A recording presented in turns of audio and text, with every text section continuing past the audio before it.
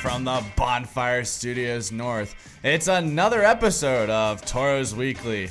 I'm your host, Peter Theodos. Joining me is Mr. Ken Oda. And Ken, this is usually the time of the segment where we recap the weekend before, but we don't have that. No recap to do, nothing to preview for now, so... Let's bring in the man that's going to do most of the recapping. Fans, welcome back to the show for the third time now. Toros head coach, Mr. Marty Murray. Marty, welcome back. Thanks for having me, guys.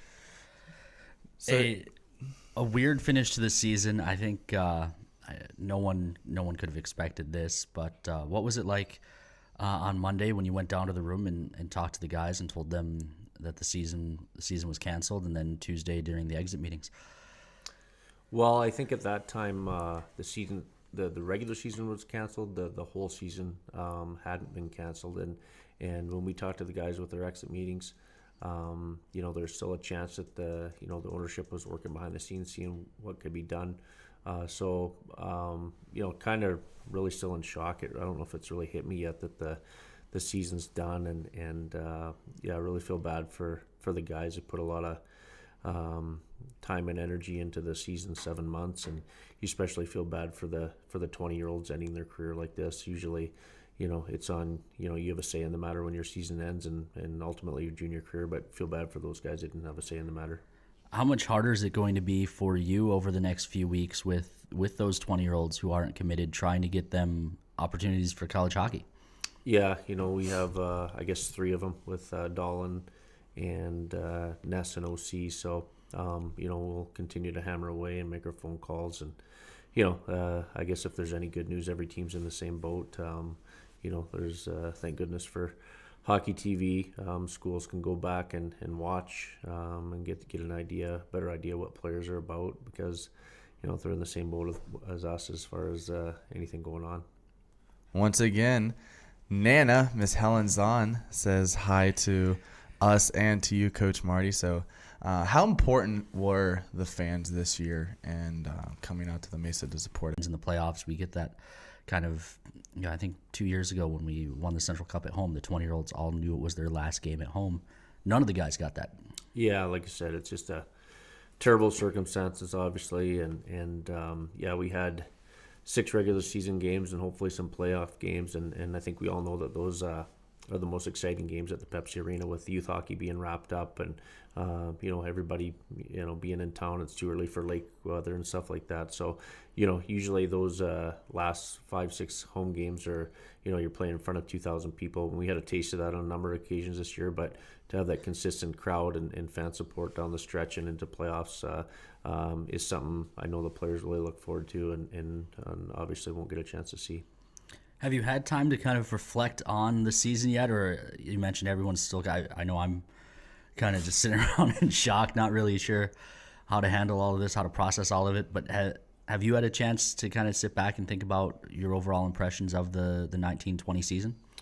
Yeah, I think we only had, correct me if I'm wrong, 5 players from last year's roster back this year. So, there's a lot of uncertainty coming into this year, and we were younger than we have ever been, at least in the past few years, and I was pleased with the impact our guys had right away. Coming out of high school or midget, we had a lot of contributions from everybody up and down our lineup, and I was overall pleased with the season. Obviously, our division's super competitive every year, and that certainly was the case again this year. And I think we were a team that had a potential to get out of our division. Obviously, a lot of work to do against some very good teams, but we've proven in the past that we can be a good playoff team and get hot at the right time, and good goaltending, which we had. I thought we had a lot of pieces in place to do some damage in the playoffs. You mentioned only 5 guys back this year from last year's team. That will be a very different situation next year with how young this group is. I asked you if you had time to reflect. Have you had a chance to look forward and think about what next year could bring with so many guys eligible to come back and some big tender signings as well? Yeah, I think that's one bright spot you can have these days. And coming out of the exit meetings, we're really positive. I know everybody wanted to come back, which is a huge sign for us. And So that's certainly encouraging for our coaching staff, and obviously there's a couple of Benny and Skinner are going into school, big holes to fill. But in saying that, we have a real strong core group of players that are anxious to come back, and I think they're going to come back hungrier and ready to go. What were some of the high points that really stuck out to you this year, and some of the more memorable moments from this past season? I think always when the guys get their Division I commitments, that's always great news for our organization. I thought we had a lot of depth scoring goals. We scored a lot of goals this year, and seeing some guys really turn it up a notch and be impact players on a nightly basis was fun. And I think just overall, just a real good group of kids. I think that they were a real tight-knit group in the locker room, and ultimately go through the wall for each other. So those are some things, I guess, just off the top of my head that were encouraging, and the good news is we can return a lot of guys, so I think our team chemistry should be good right from the get-go next fall. You mentioned the team being super close this year. How important do you think that's going to be next year for when the new guys that are either signed, drafted, or tendered, when they come in?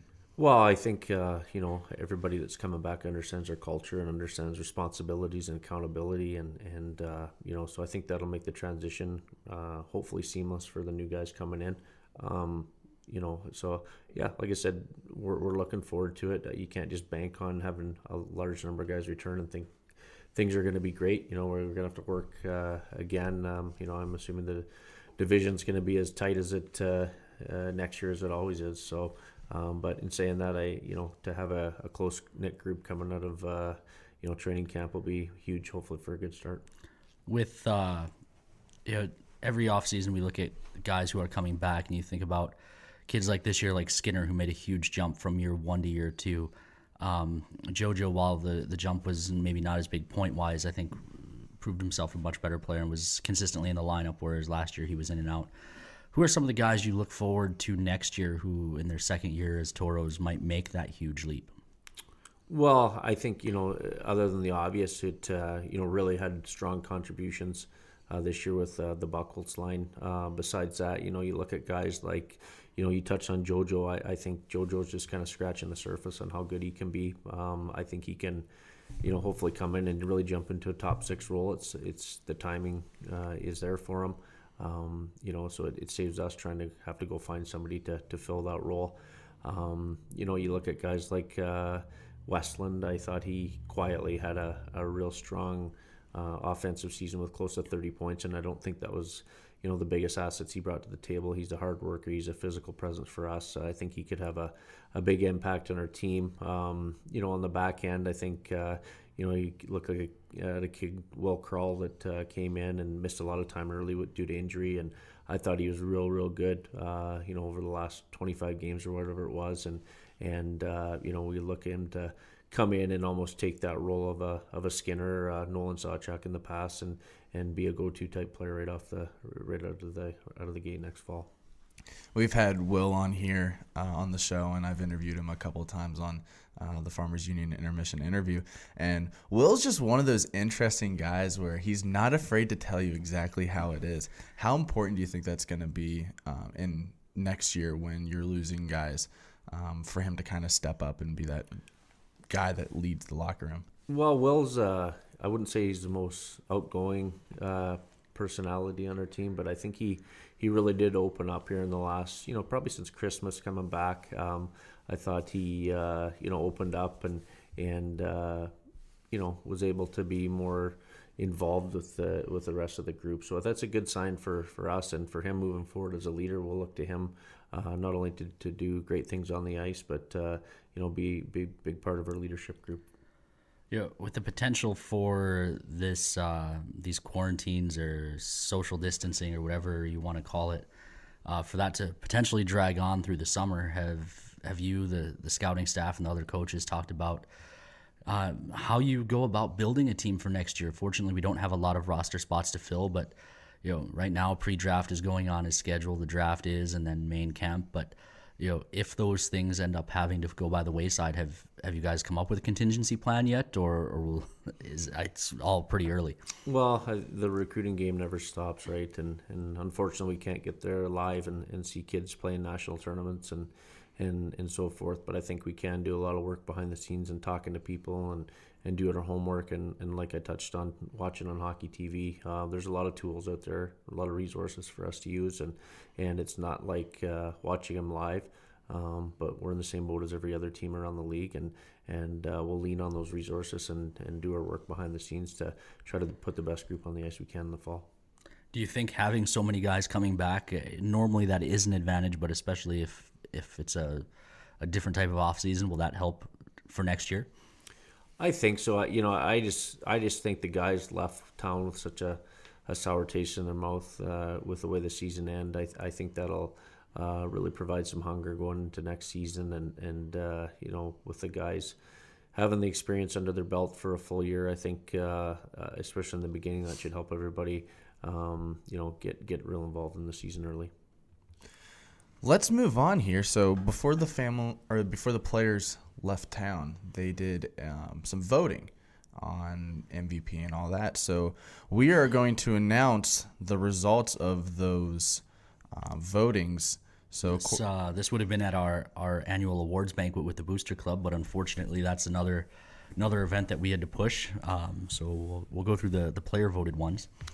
So the first award is Most Valuable Player, and that one will be awarded to Mr. Benny. So Benny goes out with, yeah. Thank you, Sean. Obviously that's a player voted award, Marty. I imagine that's one you agree with. What did Benny mean to this team this year? Well, he meant a lot. I think it gives our coaching staff and the rest of the team a sense of relief when you have a guy that you can rely on every night in the net. And we were lucky to have Benny for 2 years, and last year split the duties with Grabco and was a real competitor for us for 2 full seasons. And selfishly, we'd like to have him back next year for his 20-year-old year, but we understand we're part of the ladder development and moving kids on, and thrilled for him to get an opportunity at a great school, Wisconsin, and I mean, that was his dream school, right? Yeah, it really was. So perfect scenario for him, and we'll be rooting for him from Minot. The second award is the Hardest Worker Award, and that one will be awarded to Mr. Kevin Ness. Thank you, Sean. Kevin, a second-year Toro. Another second-year Toro who had a pretty big offensive jump this year. Just talk about a little bit what Kevin brought to the team. Well, I think he brought a presence for sure. I mean, he's 6'4", 210 pounds, so he's definitely a presence on the ice, and real happy with the strides Kevin made this year. Like a lot of Toros year one, finding his way a little bit in and out of the lineup a little bit, and I thought he really grabbed a hold of a leadership role early in training camp, and took pride in that, and was an important player for us in a lot of different areas. And you touched on his offensive ability. I think that he increases points by quite a few. I remember he scored some big goals at the end of games, that resulted in points for us. So he had a contribution certainly on the offensive side, but I think for Kevin to move on and get an opportunity at the next level, I think he does the intangibles like winning face-offs and being strong on the penalty kill and things like that he takes pride in and did a real good job for us 2 years, and especially this year. Top Defenseman Award, I think that one's fairly obvious. It goes to Sam Skinner. We talked about the jump he made this year. Just what did you see from him that was different as a coaching staff? Well, I think from game one of the showcase, and he came out and he was a man on a mission, and talked to a number of schools at the showcase, and they thought he was the best defenseman in the whole NHL showcase last fall. So I had my exit meeting with him on Tuesday, and I told him flat out, I said, I don't know if I've ever seen a player make the jump you did. And he obviously put his work in over the summer, and came in with a purpose. I think making the NA team to go over to Sochi last summer, give him a little boost of confidence, and he just came out and really fill the role that we needed. We lost, the Stroms and the players like that really logged a lot of minutes, and Cuet and Skinner were the only two defensemen returning, and I thought Sam really from day one really grabbed hold of anchoring the D and leading the guys along, and it wasn't like he, I don't know how many games he would have played last year, but I know he was in and out of the lineup a little bit, and it wasn't all roses for him last year, but he really took a hold of an opportunity this year and established himself as a high end defenseman at our level. Yeah, before we get on with the rest of the awards, you mentioned Brennan Coet. I know a lot of fans have been asking on social media. So have you had an update? Have you talked to Brennan lately? How's he doing? Yeah, I had a meeting with his dad actually the other morning, and I've been communicating with Brennan via text, and I think he's making some progress. I think he's going to the doctor here and getting his stitches out, and I think small baby steps, and I never have heard yet what the complete time frame is as far as when he can get back to putting weight on his foot and ultimately get back to training and being on the ice. I think we're a long ways away from that, but he's making some strides. I think he was pretty uncomfortable there for the first week, as you can imagine. Went through quite a trauma there in St. Cloud, but he's a tough competitor, and we expect him to bounce back. So the next award will be the first time we've given this award away, and it is the Grantley Johnson Memorial Hero Award, and that award is going to be presented to Mr. Jay Buchholz. Jay obviously had a rough time this year. What did it mean to him what did it mean to the team to have him come back and perform the way that he did? Well, I mean, he had a difficult situation, obviously, with his losing his mother partway through the season at 19 years old, and that was real tough. And I know our guys took it hard, and obviously Jay, needed some time away to spend with his family, and we granted him as much time as he needed, and when he said he wanted to come back, of course we welcome him back with open arms, and I'm real proud of the way he competed, and he wore his heart on his sleeve every night, because I couldn't imagine what he was going through at the time, but to see him play the way he did when he came back, and I think it was real inspiring for not only our coaching staff but the rest of the team as well. So just a world-class kid. He has probably an opportunity to be our captain next year. I don't want to speak out of turn, but just a world-class kid that battled through a very difficult decision, and he means a lot to our hockey club. So I was happy that the players voted for Jay on this award. The next award will be the most improved, and that one will go to Mr. Dan. Obviously missed a little bit of time at the beginning of the year with the injury, and then came on very strong.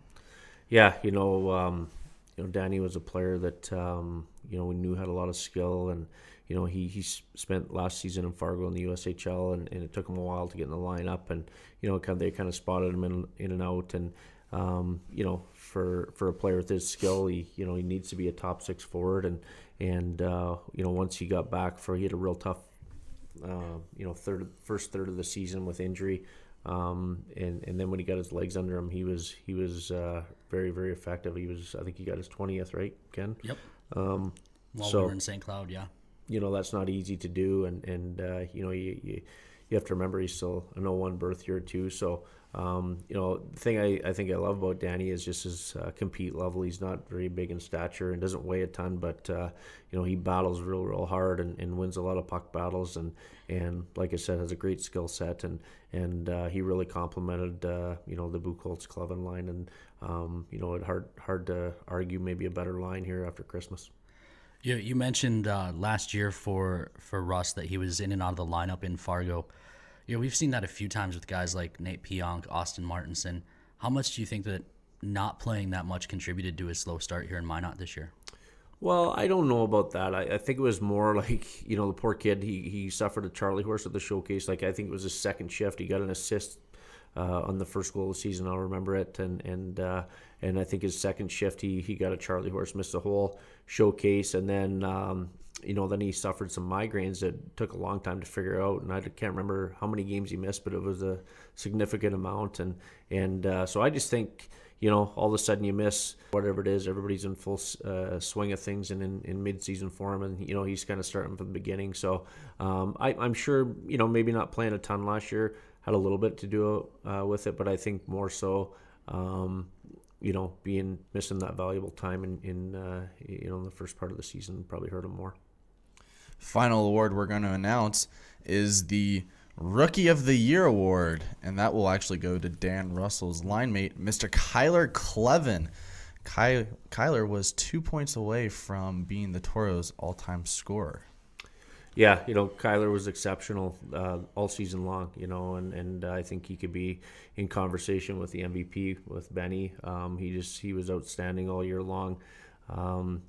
Even the start, I think I don't think he had a point his first 5 games, and he was working, he was getting chances, and you could see it. It's just a matter of time. He almost had that feeling on the bench he was going to explode, and when he did, he never stopped. And like I said, that line was electrical, and a lot of nights they complemented each other real well. They all three of them have very good hockey sense, and with Kyler in particular, I thought he really turned himself into not only a scoring threat but a playmaking threat as well, and almost a full package where other teams knew when he was on the ice all the time, and I'd imagine they focused on him going into games. Is there, looking at it, I think there's an argument to be made that he's not just the Toros Rookie of the Year, but he probably should be in the conversation for League Rookie of the Year.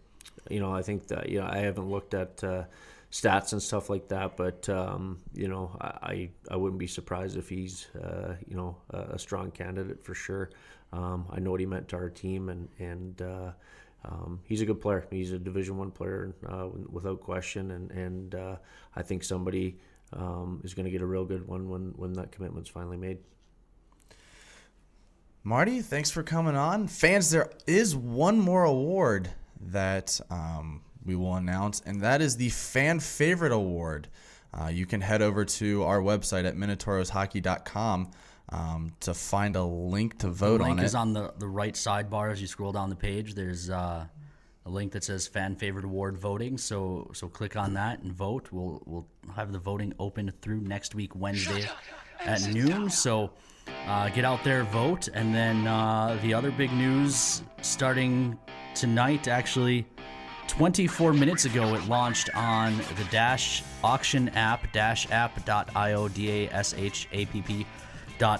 You can bid. It's with hockey season being over, I'm calling it the summer. I don't care what the weather is outside. No hockey means it's summertime. As it is snowing right now here in Minot. So it is the Toros signature summer. We've got all kinds of things signed by players. Some of it right here behind us. Yeah, so one of the things that we have on is a pair of game-used Cole O'Connell gloves.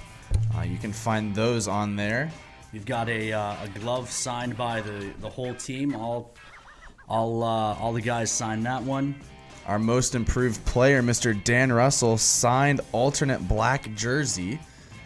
And some pucks. We've got Toros Rookie of the Year, Kyler Clevin signed puck, a Owen Baumgartner signed puck, and a Joseph Hargindegi signed puck. We'll have new auctions every week all summer long. As well as a autographed team stick. Yes, a stick signed by the whole team as well. So we'll have 7 new items every week all summer long. It's the Toros signature summer. Make sure you get the Dash app and bid. Get some gear from your favorite player, or in some cases, all of the guys. And head coaches will have some Marty Murdy signed pucks on there during the summer. We do plan on having Toros Weekly throughout the summer. Not every week, but we will announce those dates coming up. Ken and I have talked about it, and we think it's going to be a great idea to keep the show going. So make sure you keep an eye out for those dates on when Toros Weekly will air. So for Coach Marty Murray, host Ken Oda, and our wonderful guy behind the scenes, Sean Bachhoven, I am Peter Theodos. Thanks for tuning in, fans.